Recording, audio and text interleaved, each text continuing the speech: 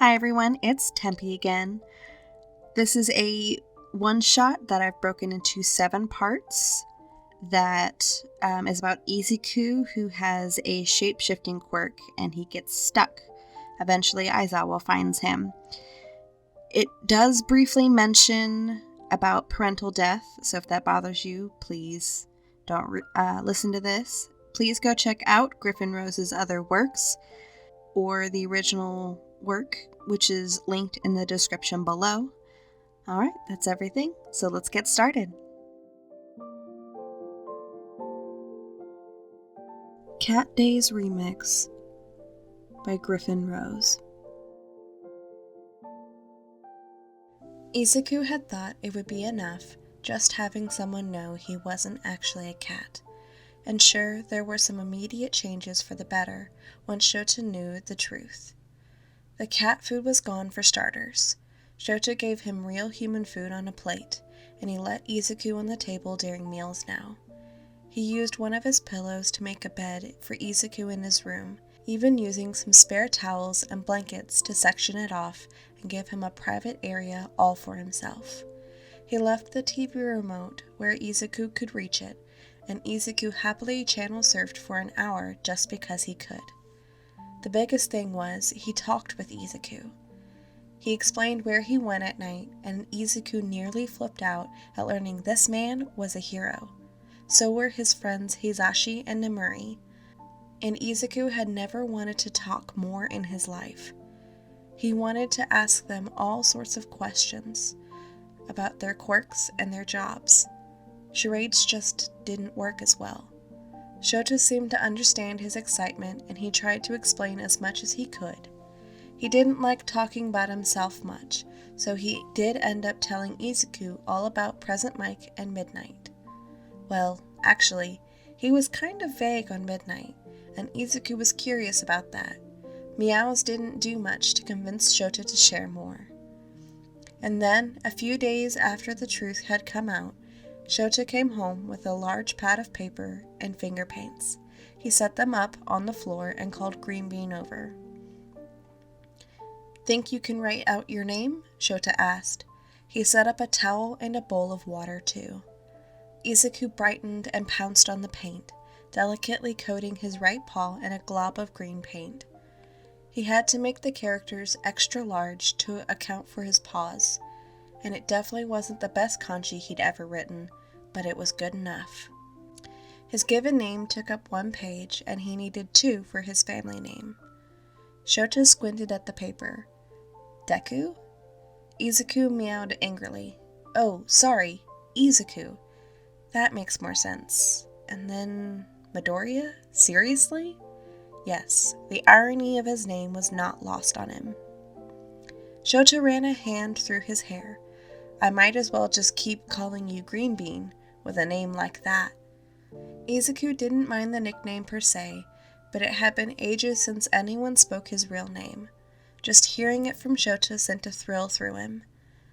"Thanks, Midoriya. I'll see if I can track down your family now."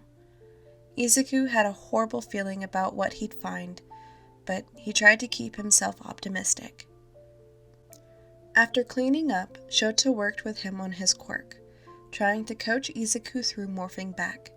They'd been doing this for an hour every day ever since Shota had learned, without any luck. Izuku was starting to resign himself to the idea of living the rest of his life as a cat. At least Shota treated him decently. He respected that Izuku wasn't actually a cat deep down.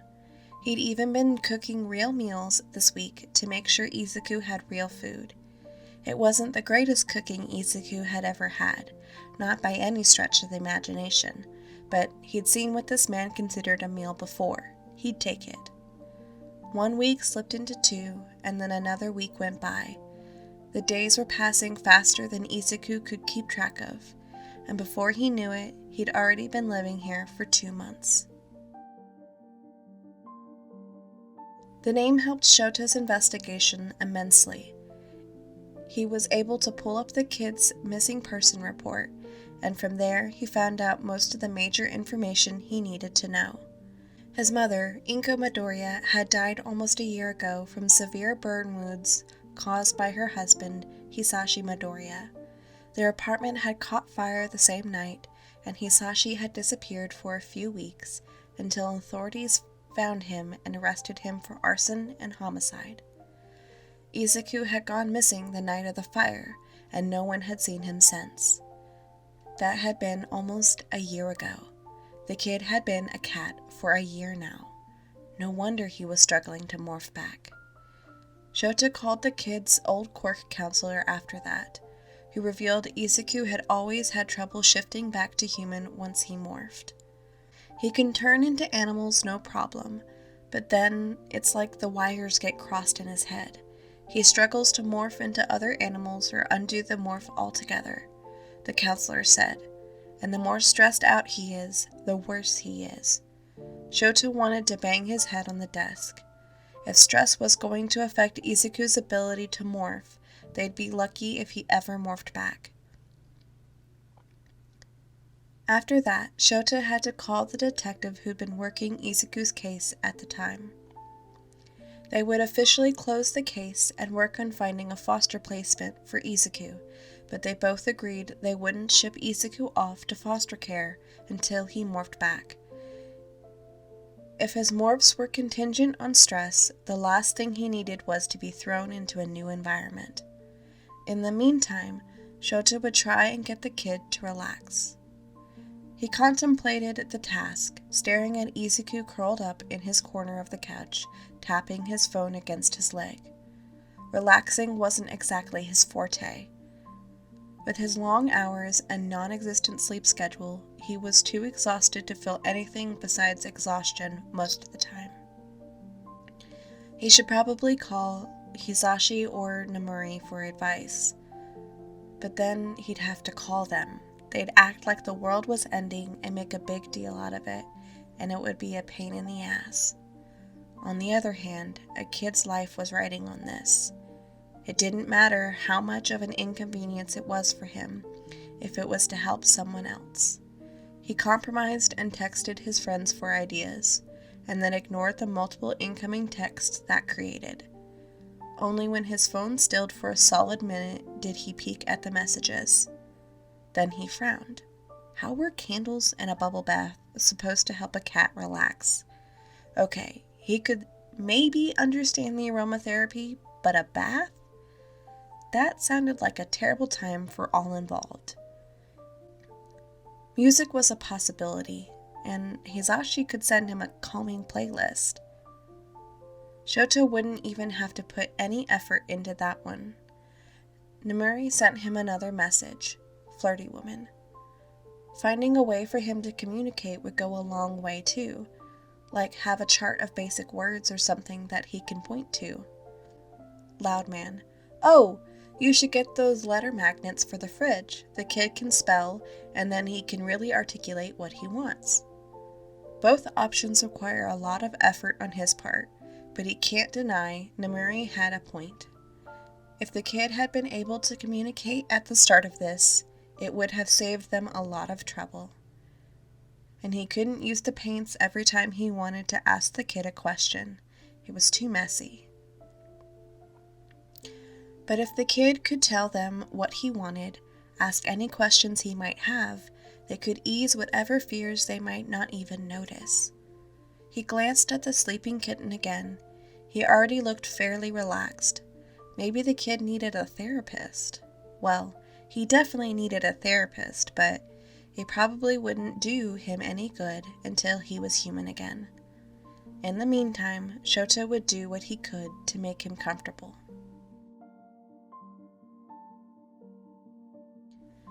Izuku woke up from a nap to Shota sliding a paper over the coffee table in front of him.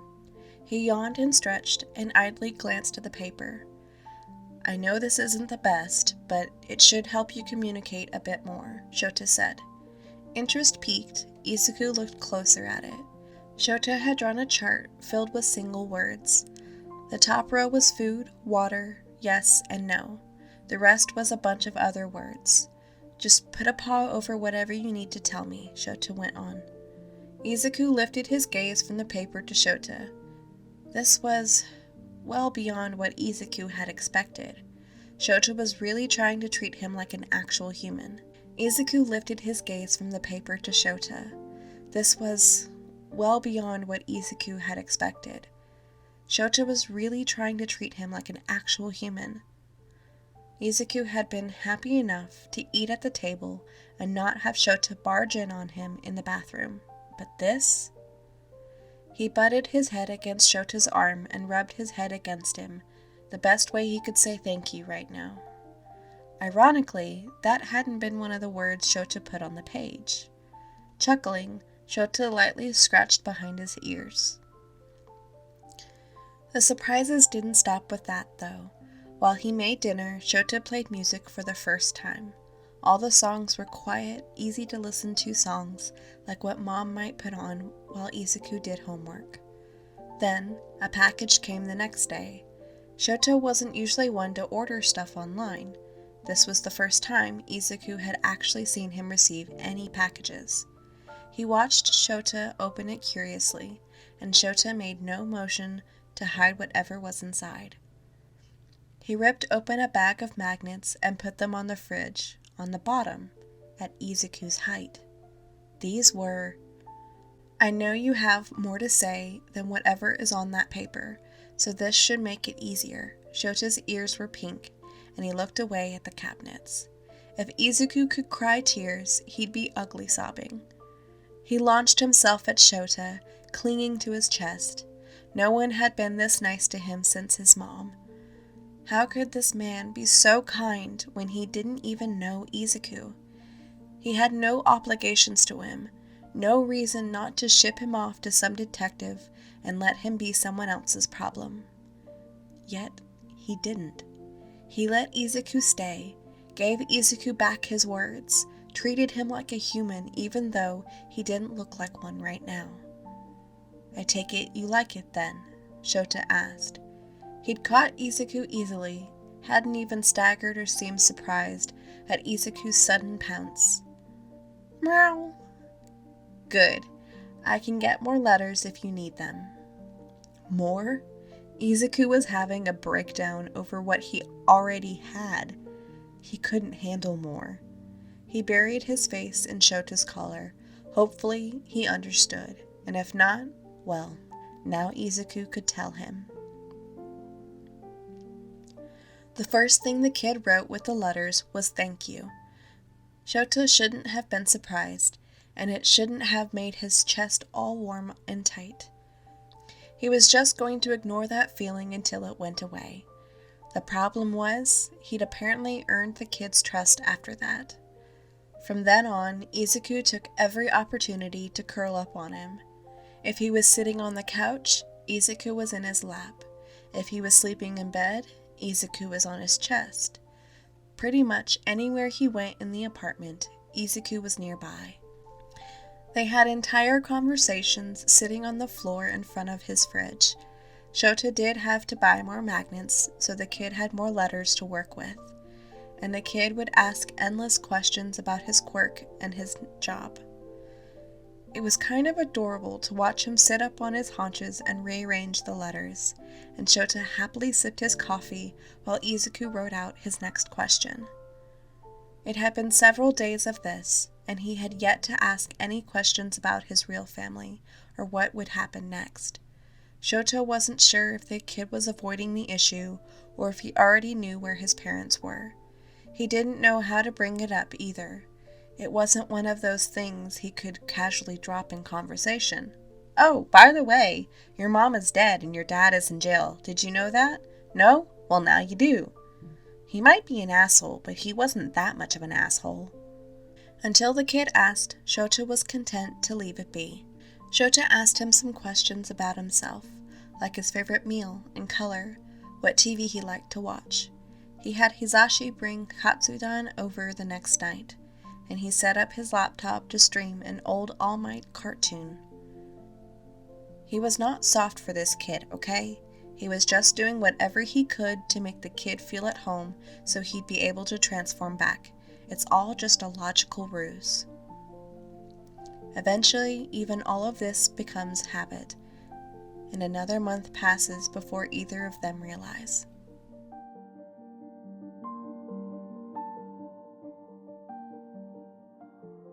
Hi everyone, it's Tempe again. Thank you so much for getting this far. If you have any suggestions on how to make this better or a fanfiction you would like me to try and read, please send it to the email in the description or comment down below. Also in the description is a link to the original work and my Patreon if you want to support me. Please leave a like, comment, or subscribe. It means so much to me. And I guess I'll see you guys in the next one. Thanks. Bye.